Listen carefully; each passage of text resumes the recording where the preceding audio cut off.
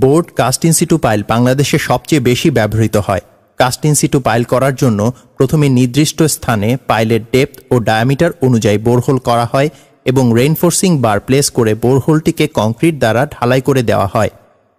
এই পদ্ধতিতে pile construction মাটির নিচে হয় বলে কোয়ালিটি এনশিওর করা কষ্টসাধ্য হয়ে যায়।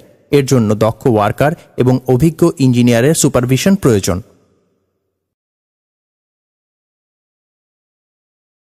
Board cast in situ pile বিভিন্ন পদ্ধতিতে করা যেতে পারে। এর মধ্যে পারকাশন বোরিং মেথড আমাদের দেশে সবচেয়ে বেশি প্রচলিত। পারকাশন বোরিং মেথডে হেভি ড্রিলিং বিট দ্বারা চপিংয়ের মাধ্যমে বোরহোল করা হয় এবং ড্রিল রডের ভিতর দিয়ে ড্রিলিং ফ্লুইড পাম্প করে কাটিং ম্যাটেরিয়ালগুলোকে উপরে তুলে আনা হয়।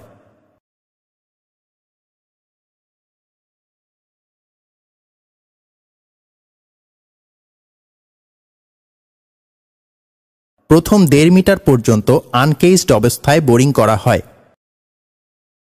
তারপর টেম্পোরারি স্টিল কেজ প্রবেশ করানো হয়। এ সময় টেম্পোরারি স্টিল কেজিংয়ের সেন্টার লাইন রেফারেন্স পয়েন্টের সাথে ভালোভাবে চেক করে দেখতে হবে বোরিংয়ের সেন্টার সঠিক অবস্থানে আছে কিনা। অনেক ক্ষেত্রে টেম্পোরারি স্টিল কেজটির আউটসাইড ডায়ামিটার পাইল ডায়ামিটারের সমান রাখা হয়, অর্থাৎ একটি পাইলের ডায়ামিটার যদি 600 মিলিমিটার হয় তবে টেম্পোরারি কেজটির আউটসাইড ডায়ামিটারও রাখা হয় 600 মিলিমিটার। এ সময় টেম্পোরারি কেজটির মধ্য দিয়ে যাতে কাটিং বিটটি সহজে ওঠানামা করতে পারে সেজন্য কাটিং বিটটির ডায়ামিটার 25 থেকে 30 মিলিমিটার ছোট রাখা হয়। এর ফলে পুরো বোরহোলটির ডায়ামিটার 25 থেকে 30 মিলিমিটার ছোট হয়ে যায়, যে কারণে পাইলটির সারফেস এরিয়া কমে যাবে এবং স্কিন ফ্রিকশন কমে যাবে।